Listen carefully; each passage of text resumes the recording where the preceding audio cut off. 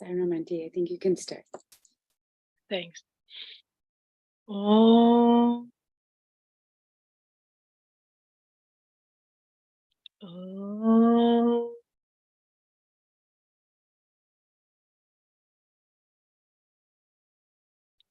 Om.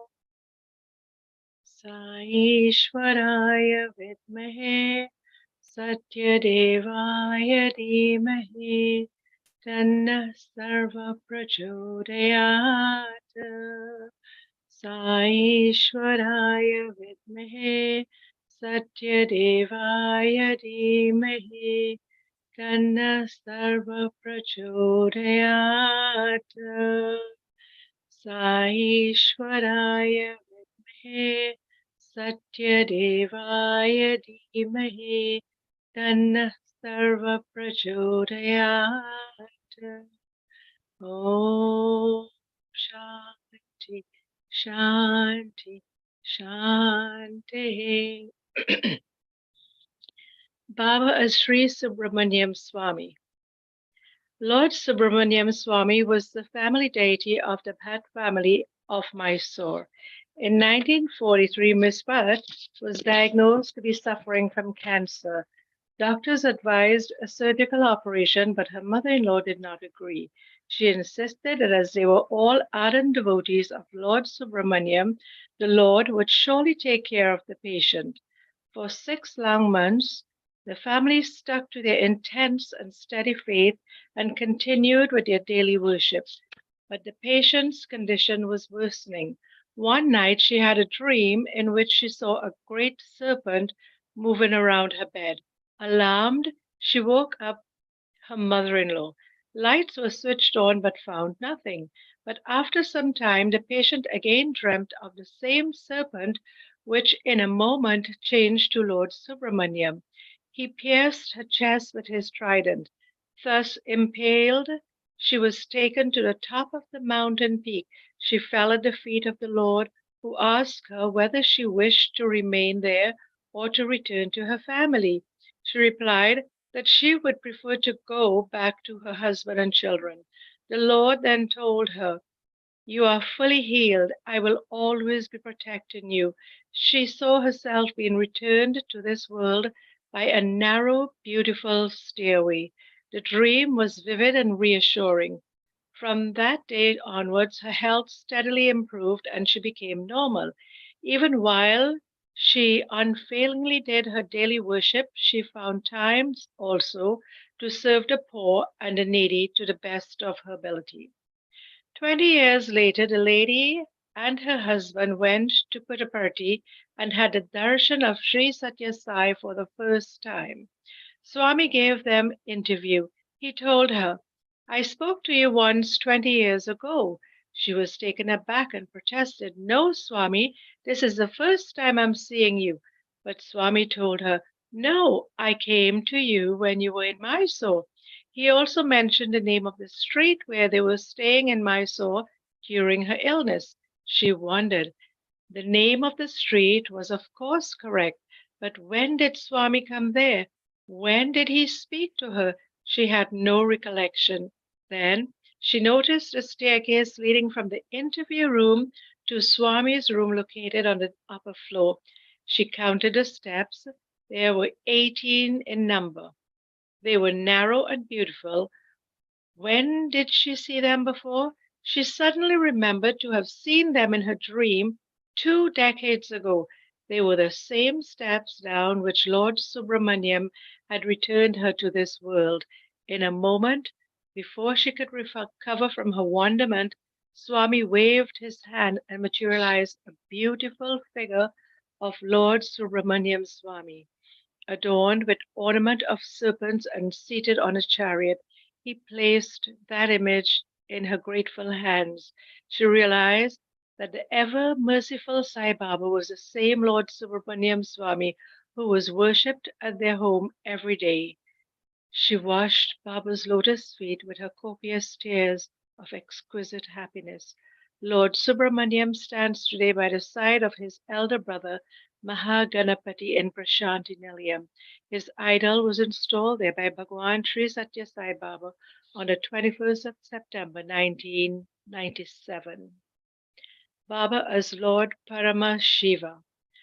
Rama Raju was then municipal chairman of Bellary district, came to Uravakanda to meet Satyam. In those days, Satyam was also called Raju.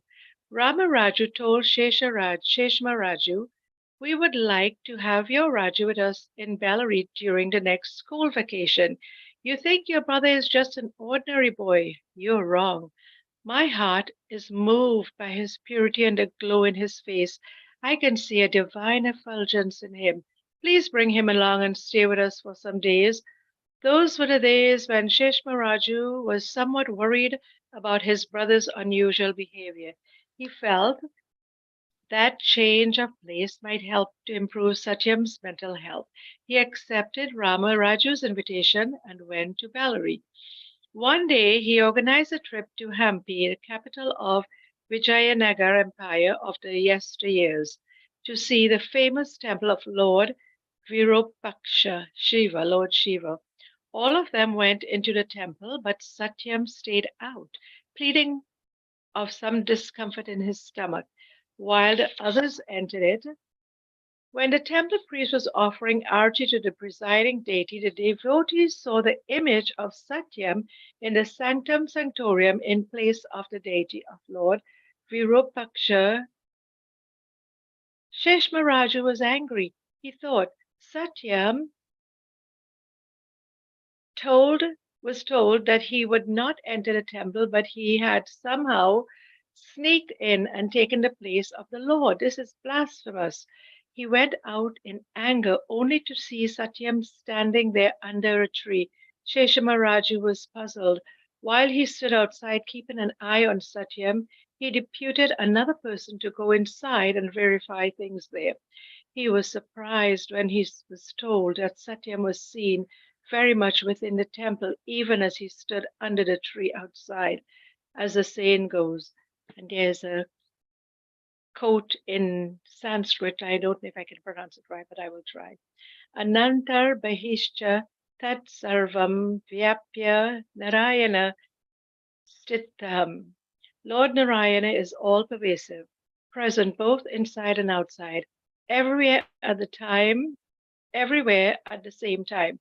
Everyone in the group realized that this Satya Narayana too was all pervasive, present everywhere in the same time, at the same time, both inside and outside the temple. It was also noteworthy that by the time Bhagwan had not yet proclaimed his avatarhood, the group came out of the temple in great exaltation and looked at Satyam's face, but they noticed nothing unusual in that face, as if nothing extraordinary had happened. It is well known that Swamy is a creator of vibhuti. He is seen every day materializing large quantities of it and distributing it among devotees during festivals of Shivaratri, marking Lord Shiva's manifestation in the form of the lingam. Baba used to perform Abhishekam, the ritual of pouring, usually water, on Shirdi Baba's image, using instead of water vibhuti emanating out of an empty silver vessel. The vibhuti never ran out. A particular occasion deserved to be described. In the open ground close to Prashanti Mandir, in the center of a dais called Shanti Vedika, a raised pedestal was set up. A 4 feet high silver idol of Shirdi Sai was positioned on the pedestal. Sri Kasturi stood on one side of the idol and held an empty silver vessel upside down, a little above the idol's head. On the other side stood Bhagwan Sri Satya Sai and inserted his right hand into the mouth of the inverted vessel and began to rotate his hand inside the vessel in a churning motion. Vibhuti poured out in huge quantities at every turn of the divine hand. It fell over the idol as a deluge. After a little while, Sri Sai Baba removed his right hand, inserted his left hand, and brought forth downpour of vibhuti As he rotated his hand inside the vessel, he took turns now with the right hand and then the left, and then with the left one. The idol was soon covered fully with vibhuti. Devotees went into raptures of joy and incessant clapping. Then Sri Satya Sai wiped the head and face of Shirdi Sai with a piece of cloth. He materialized a wave. He materialized with a wave of his hand an emerald and placed it on the forehead of the idol. It stuck there. It was a breathtaking miracle. We have only to immerse ourselves in the glorious sight of such miracles, forget ourselves, and become one with the divinity that we are blessed to witness. On that Shivaratri day, devotees saw Shiva Lingam materializing in Baba's stomach and emerging out of his mouth. Sri Satya Sai was given his nectarine discourse, and devotees were in rapt attention. Suddenly, Baba stopped speaking and sat down. Devotees started singing bhajan songs loudly. Sri Sai was sweating. He was frequently sipping water from a glass tumbler placed on his table. Some movements were noticed near his stomach. He was twisting and turning as if in pain. Singing of bhajans continued and with greater and greater enthusiasm. The Atman Lingam began to move upwards from his stomach, reached his throat, and suddenly emerged out of his mouth. Baba held the brilliant lingam in his open palms and held it up so that the thousands of devotees assembled there could see it. As the large lingam emerged out of the mouth, the corners of his mouth split and there were stains of blood. Bhagwan addressed the audience and explained the significance of the materialization of the lingam. You cannot comprehend the full nature of divinity, nor can you measure divine power, Shakti, and its glory. It is unreachable and unseen. This incident of the materialization of Lingam is a demonstration brought within the limited scope of your comprehension of that divinity which is present here, right in your midst. You are privileged to witness this marvelous spectacle because of divine grace and your good fortune. In February 1974, on the occasion of Shivaratri, Bhagwan materialized the lingam from his mouth and made a sensational pronouncement. Addressing the devotees, he said, "This is the Atma Lingam of 10 inches, Dasha Angulam, as described by the sage Kapila Deva in the Vedas and the Upanishads. Your lives have attained fulfillment because you have seen this divine form. You are released from the cycle of universal birth and death. This lingam measures 10 inches around. You see a trident within the lingam in the form of a flame, which changes its colors every 10 minutes. After many long years, Bhagwan again materialized a Shiva lingam named Hiranyagarbha Lingam on the auspicious day of Shivaratri in 1999. Again, on the day of Shivaratri in the following year, Bhagwan Satya Sai materialized from his mouth a golden Shiva Lingam, Swarna Lingam, and showed it to the thousands of devotees assembled in the Kulwant Hall, who went into raptures with joy. They felt that they were immensely blessed by the Lord. Sairam. Parama. In 1972, training classes in summer were about to commence at Vrindavan. 800 devotees, boys and girls, selected from various regions of the country, assembled at Whitefield. Swamy's mother, Ishwarama, obtained his permission to join other women devotees at Vrindavan for the 30 days of training. She was given accommodation on the floor below that of Swamy. The trainees woke up daily in the early hours. They went through the incantation of Omkar, Pranavam, devotional songs, yogasanas, bhajans, service to the poor, and other activities. The participants were very enthusiastic and lively. For Ishwarama, all that was like a festive occasion every day in the temple of Goddess Saraswati, the goddess of learning. On the 11th day of training camp, Ishwarama experienced a thrilling experience. The next morning, she rushed to pay the Botu, who was well known as Shirdima. She was all excitement as she told Pay the Botu, I must inform you about a wonderful experience I had, but promise me that you would never tell anybody about it. Pay the Botu moved closer to her, and confidentially inquired what it was all about. Whispered Ishwarama, oh, our Swami is truly God himself. I have no doubt whatsoever. Pedabottu burst out laughing. Ishwarama asked what was so funny about what she said. Pedabottu reassured her, no, I'm not laughing at your words. I am only expressing my joy that this fact has come to your knowledge at long last. But leave that alone. Tell me how you have come to this realization, Ishwarama said. Ishwarama said, you know, I am having high fever for the last 4 days. Last night, Swami came to me. Pedabottu interrupted. Was it in a dream? No, said Ishwarama. I was not able to sleep and I was uncomfortably rolling this side and that in bed. Swami came to me in person and inquired how I was feeling. I told him that my body was aching all over. Now, how should I tell you, Pedabottu? He is not our usual Swami, whom you and I see every day. In a moment, he became Lord Sri Rama with a dazzling crown on his head and a long bow in his hand. He stood by my side. I was surprised but saluted him. I also tried hard to get up and sit on the bed, even to get out of it, but could not do so. In a few moments, Lord Sri Rama became our familiar Swami. He smiled gently and gave me a little vibhuti prasadam. He said, fever will disappear, don't worry, and left.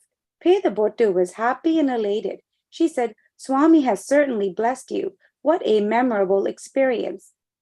Ishwarama was in full wakefulness and consciousness when she saw Sri Satya Sai as Lord Sri Rama. She is indeed exceptionally fortunate and blessed. As subsequent events indicate that divine experience she had was probably a pointer to the approaching merger of Ishwarama's soul with the Supreme Being. That very next day, 6th May 1972, at 6 a.m., the trainees had just returned from completing Nagara Sankirtan. Swami gave them darshan from the balcony of his residence and went in to have a bath.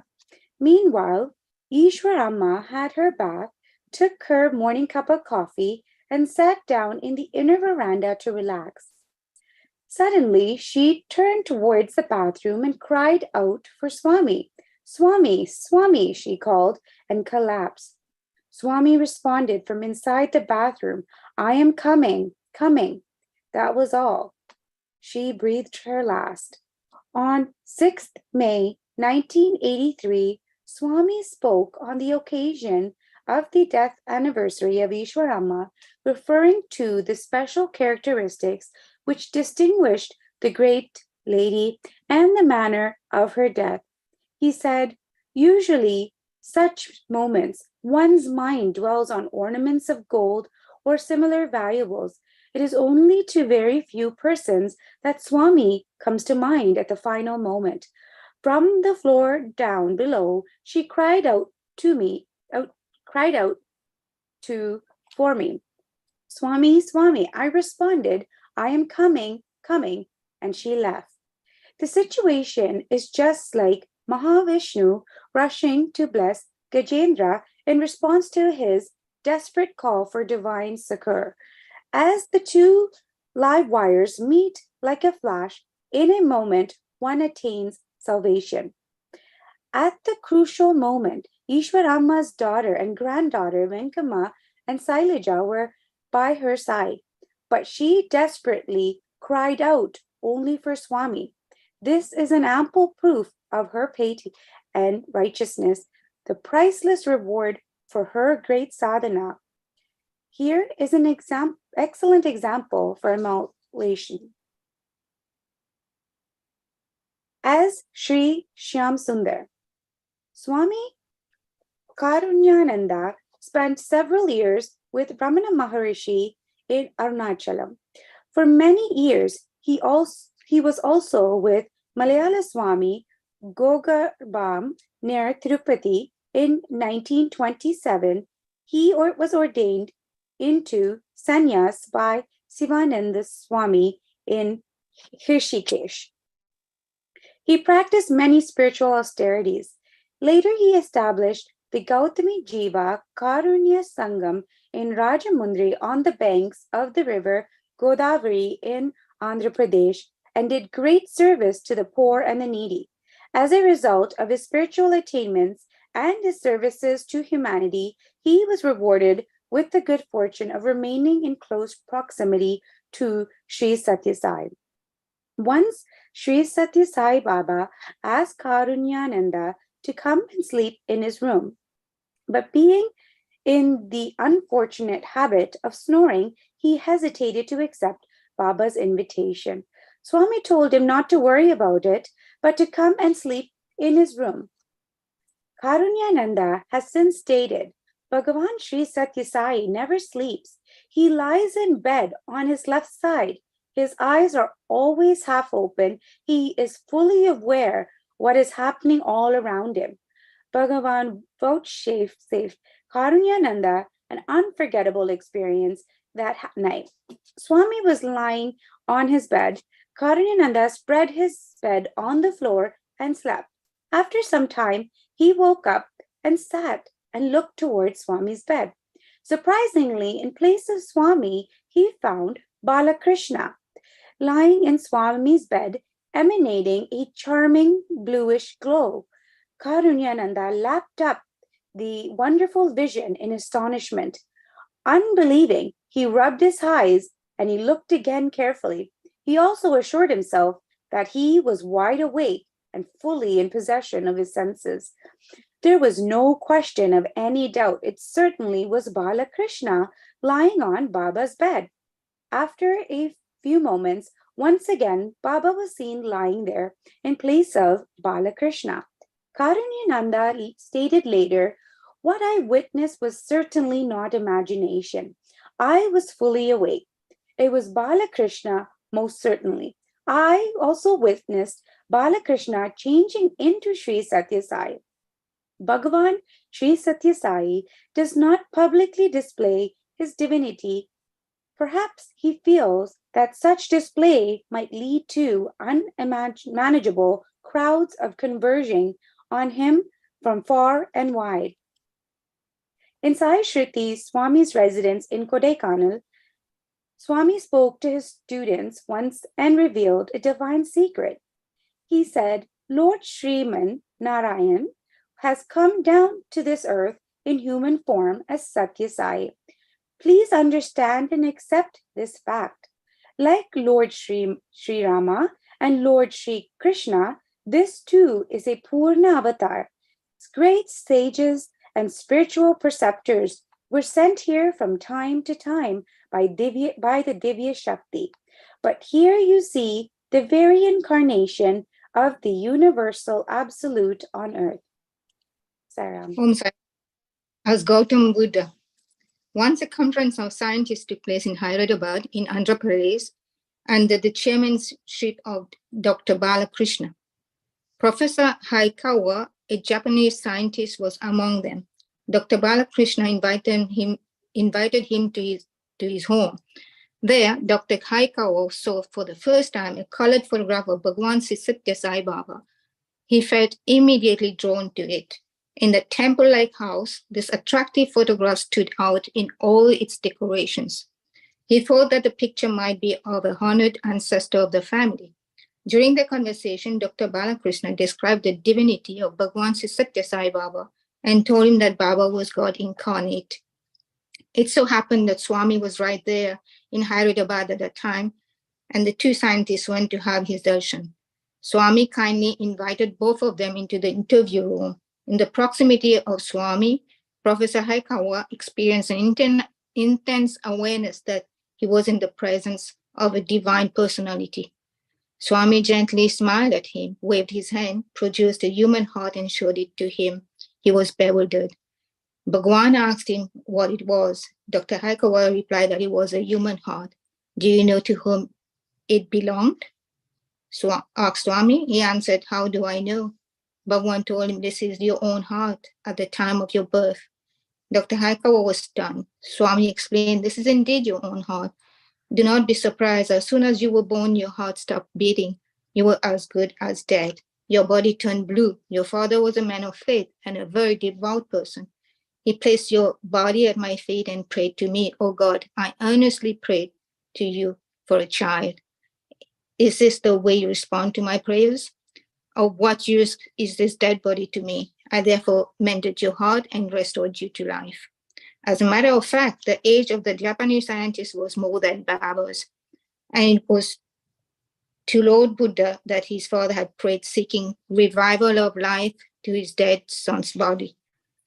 The secret of that incident was known to no one except his parents. Dr. Haikawa realized that Lord Buddha, who had lived many centuries ago, had now reincarnated in the form of Satya Sai. During the conversation, Swamy referred in light vein to Dr. Haikawa as Avakaya, which in Telugu means mango pickle. As Jesus Christ, a Roman Catholic couple from America happened to hear about Bhagwan and came down to Puttaparthi. During public audience in Prashanti Nilayam, they saw the glorious form of Satya Sai. They felt the powerful and spiritual waves being radiated to them. They were surprised and delighted as they experienced an intense glow of happiness. The man was overwhelmed by Baba's eyes, full of kindness and heart replete with love. He was convinced that Jesus himself had come to earth in Sai's form and told his wife as much. The woman did not, however, react favorably. What nonsense, she said. We are Roman Catholics. It's not proper for you to say that this Hindu is Jesus himself. I do not agree with you at all on this. She remained somewhat aloof from Satya Sai. One day, Swamy invited the couple into the interview room. The man was undoubtedly in great exhilaration. His wife was somewhat cold and sat a little aside. As the interview drew to a close, the man asked Swamy politely, Swamy, may I take a photograph? Swamy agreed, and the gentleman took a few snaps with his camera. The film was developed and printed on the return home. What they saw was not Satya Sai, but the loving and compassionate figure of Jesus Christ. They were astonished. The woman felt extremely sorry that she would not recognize Jesus Christ when physically present in front of her in the form of Sri Satya Sai. Needless to say, she became Swamy's devotee from that moment. A devotee asked Swamy, Jesus promised to come back again. Are you that Jesus? Swamy explained to him, Jesus did not say that he would come back. What he actually said was that God, who had sent him to earth himself, would come. He pointed to a sheep. The cry of a sheep sounds ba, ba. Jesus indicated that God would come to earth with that name, but his followers did not correctly comprehend what he had stated. It is I who sent Jesus to the earth. The Kaba in Baba's palm. When Professor S. Bashiruddin, a Muslim, visited Sri Satya Sai, Bhagwan materialized and presented to him a locket in which was inscribed Allah in Arabic. Allah in Arabic, Sarva Antaryami in Sanskrit, and omnipresent in English. They all mean the same. Once some Arabic visitors met Sri Satya Sai in Prasanti Nilayam. It was the sacred day of Bakri. Swamy invited them into the interview room. He raised his open palm. The visitors saw it in a vision of thousands of devout Muslims praying on their knees before the Holy Kaba in Saudi Arabia at the very moment.